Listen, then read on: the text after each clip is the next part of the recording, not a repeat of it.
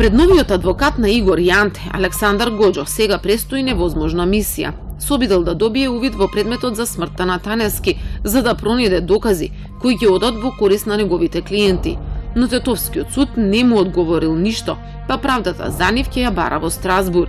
Веќе испратил апликација пред Меѓународниот суд за човекови права. Мислам дека треба да постои механизам преку кој што државата ќе осигура да нема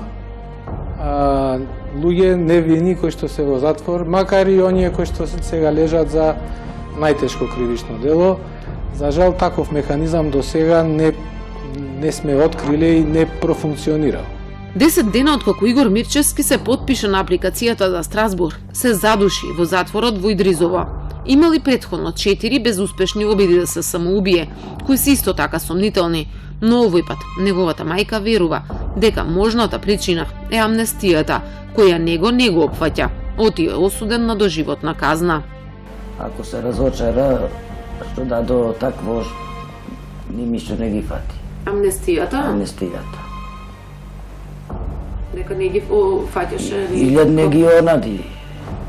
И то можно е за тоа да една од причините ако се самоубил.